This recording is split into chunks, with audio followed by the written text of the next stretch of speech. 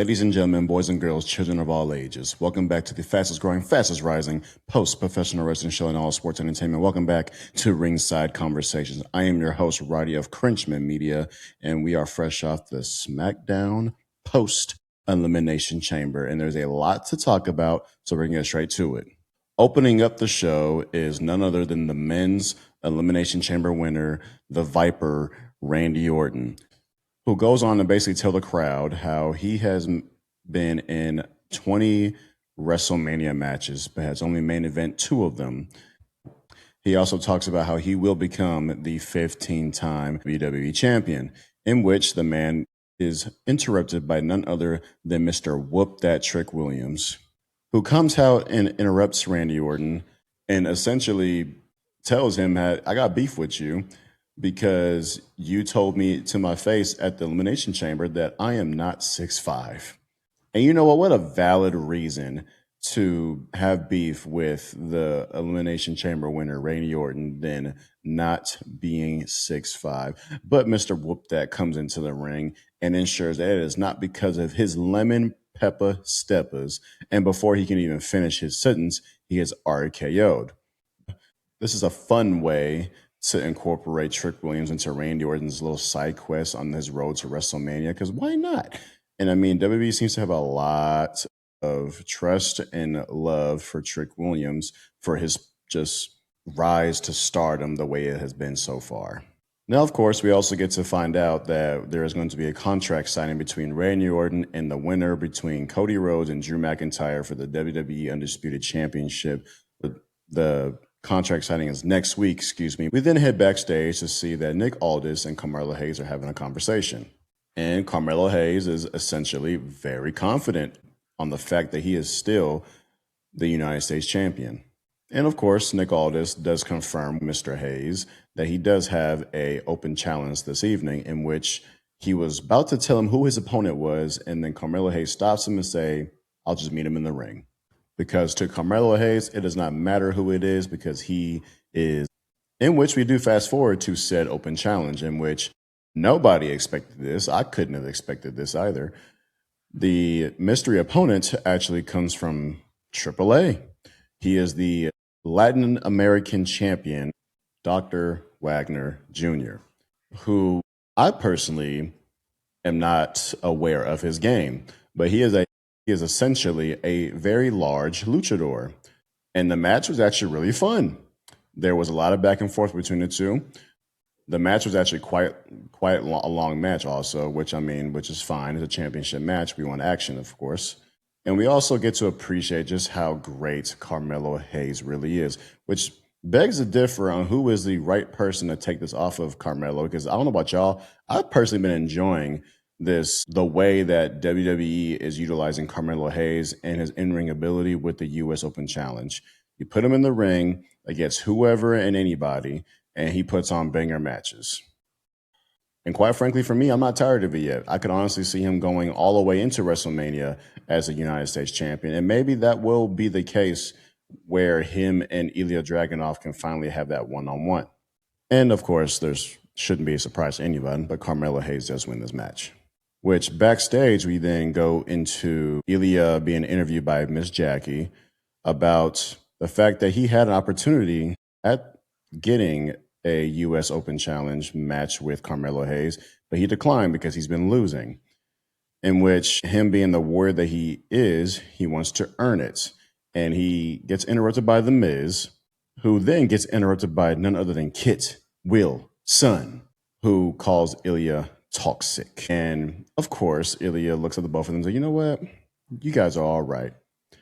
Instead of waiting and trying to earn my shot, violence is the answer. And he gives them both a pat in the back and insinuates that he is going to have a match with them next week. And The Miz gives a pat to Kit Wilson saying, hey, as a locker room leader, you got this. And Kit Wilson said, excuse me?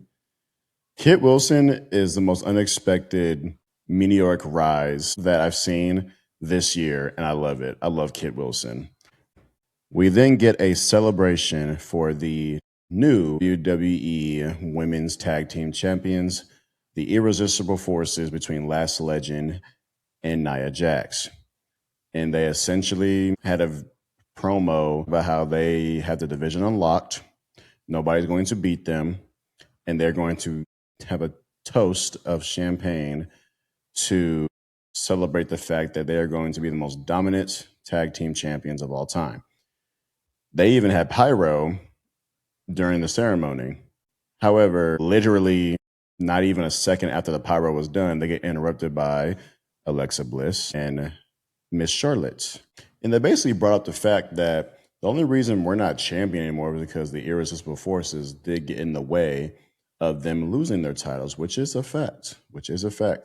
And if my memory proves me right, they have yet to receive a rematch or an opportunity to get their titles back, in which they get interrupted by Kiana James and Julia, who, of course, is Kiana James speaking, basically talks about her success as of late in terms of beating both Charlotte Flair and one of the irresistible forces in a triple threat match to make it to the Elimination Chamber, and also pinning Alexa Bliss at said chamber. So, which I'm not sure how that individual success requires her feeling that her and Julia are next in line for the championships. It seems like you, Kiana James, should do a solo run yourself and maybe take that U.S. Women's Championship off of Julia. And I actually quite think that Kiana James would do a way better job as champion than Julia, but that's just my personal opinion. So, of course, our wonderful general manager, Nick Aldis, comes out to the ring and says, basically, earn it. So they have a tag team match in which the match itself, it was fine. It was, the match itself was actually pretty good.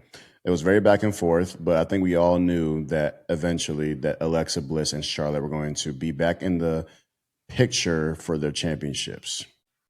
I love this next part. We then, post-match, we get a backstage segment with Damian Priest and, again, general manager Nick Aldis. He was a very busy man tonight. And Damian Priest basically tells Nick, hey, man, everybody's trying to get a card at WrestleMania, and I want in. And Nick Aldis was like, did he not tell you? And Damian Priest looks confused. And, of course, R-Truth, who shaved all of his hair, basically tells him, we're in turmoil. You're in trouble and I'm in trouble. And, of course, Damian Priest being confused, there is a tag team turmoil match. Essentially, it's a gauntlet match for tag teams to determine the number one contender for the WWE Tag Team Championships held by the MFT. And Damian Priest is like, oh, okay, cool. I like the sound of being tag team champions anyway. So him and R-Truth are now a tag team. And quite frankly, I think this is the perfect role that Damian Priest needs to be in right now, because I got very, very, very sick of the constant matches with Aleister Black. I feel like we've seen so many of those.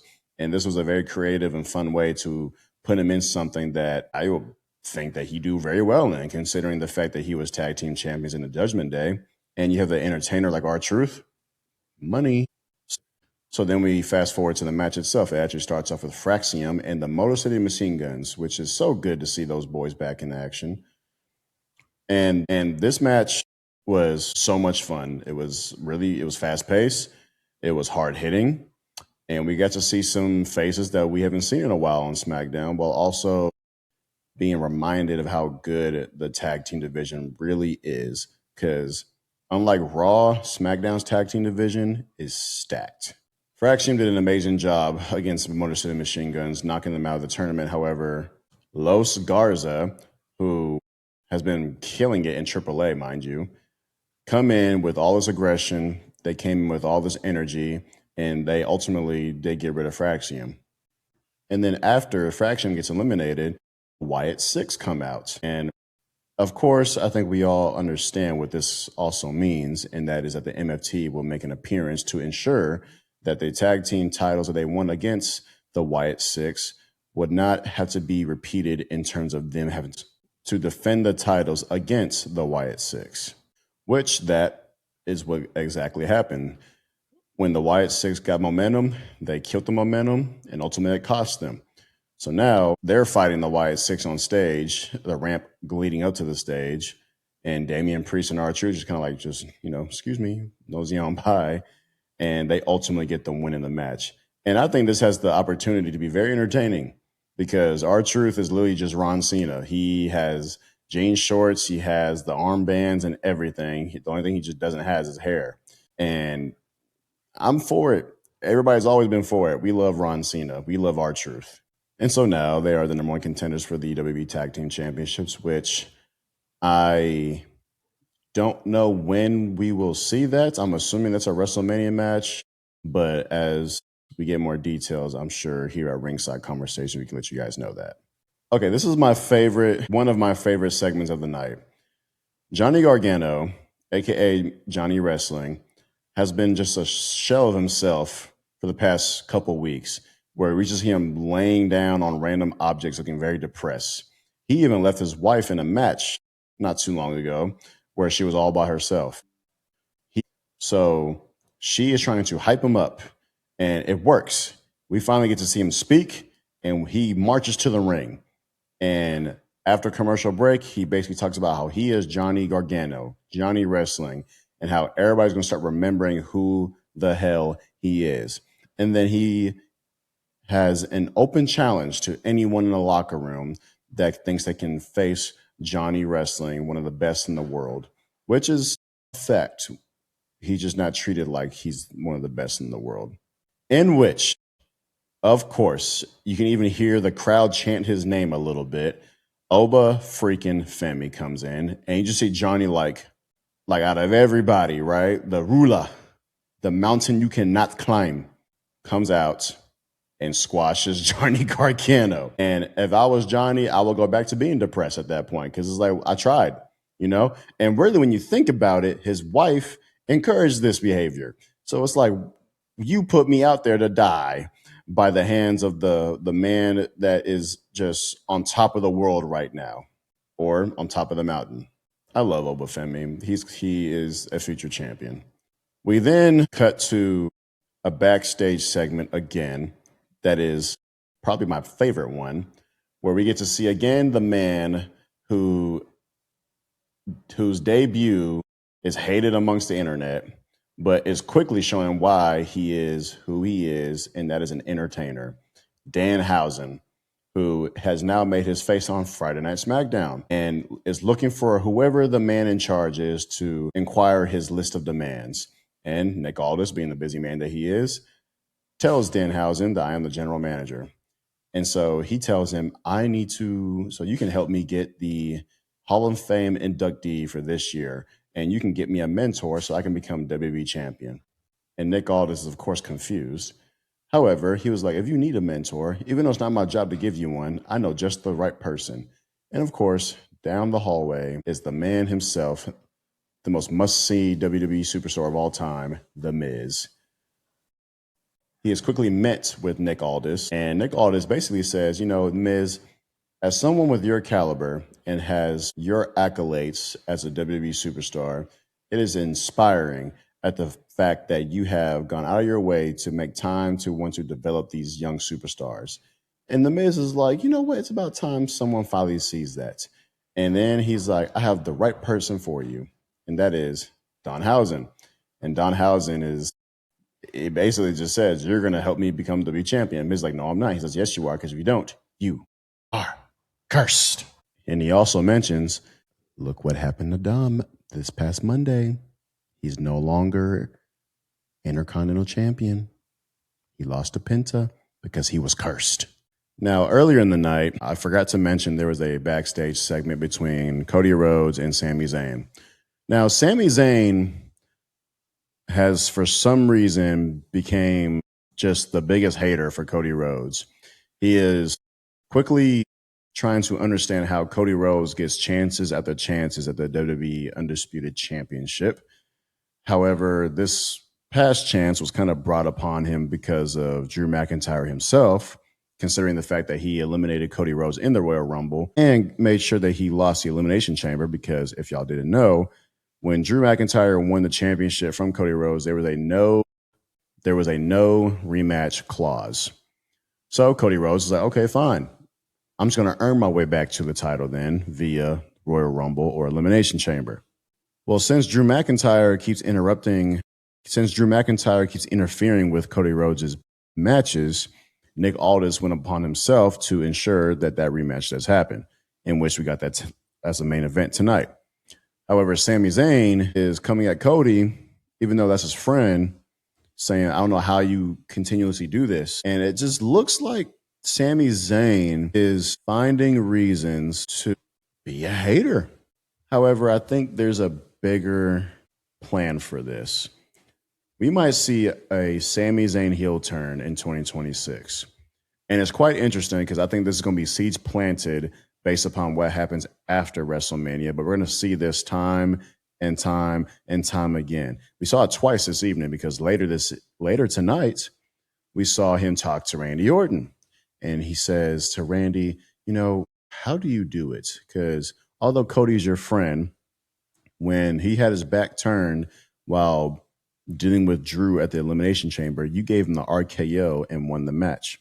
How could you do that to your friend? And Randy says, you know what, Sammy? You want me to be honest? Sometimes, only sometimes, you have to be selfish. And so Sammy says, well, doesn't that make you a bad person? And Randy's like, I don't think I'll look at it like that, but I am a 14-time world champion. Sammy's like, you know what? I can't argue with that. And then after that, Randy goes up to him and gives him some advice. He gave him some advice by saying, sometimes you should really start listening to those voices. And Randy Orton believes that one day he will be a world champion. From there, we now get our main event of the evening being Cody Rhodes versus Drew McIntyre. And this was the most obvious booking in terms of who was going to win this, because I think we all know who we are going to see face Randy Orton at WrestleMania. And of course, that is Cody Rhodes. The match itself, though, I will tip my hat to WWE because there were times where I was like, holy crap, they might actually let Drew do this. The match was very back and forth. Drew did have a bunch of dominance. Cody also had a lot of dominance. We saw tables being used. There was a moment in the match where Drew was targeting Cody's left arm. They even stole each other's finishers. But ultimately, there was just so many shenanigans, as we always tend to have when it comes to the Undisputed WWE Championship. And the first referee gets knocked out. Then when another referee comes, Drew McIntyre is pinning Cody. Cody kicks out. Drew's mad at the second referee, and then he headbutts him. And then after that, Drew wants to get a chair and hit Cody with the chair until Jacob Fatu comes in and takes a chair away from Drew, ultimately allowing Cody to win the match. So now with Cody being champion, does Drew even want to go back to that? Or does he want to go after the man that cost him the title? Which is funny because Jacob Fatu is the man who helped him win the WWE Championship. However it may go, I do hope Cody has a no rematch clause with Drew McIntyre, just because I feel like we should now focus on him and Randy, but also it'd be very petty in like the best way, because it's like Drew did all that to me, so like, nah, I'm finna do the same thing to you. Guys, I completely forgot to mention about the segment with Jade Cargill and Rhea Ripley. Bloody hell, man. Rhea Ripley, if you ever watch this, and I doubt you will because we are a very small channel right now, but if you ever do watch this, please forgive me. Rhea Ripley makes her return to SmackDown, and she calls out Jade Cargill, the Women's WWE Championship. She calls out Jade Cargill, who is our Women's WWE Champion, and allows her to speak. Jade basically says, I respect you, Rhea. I respect everything you've done. I even respect the work that you put in, especially your body. However, she's not impressed because Jade Cargill has bigger arms, she has stronger legs, and overall, she is more powerful than Rhea Ripley physically. And it does not matter what she brings to the table at WrestleMania, because no matter what, Jade Cargill is that bitch. Mic drop.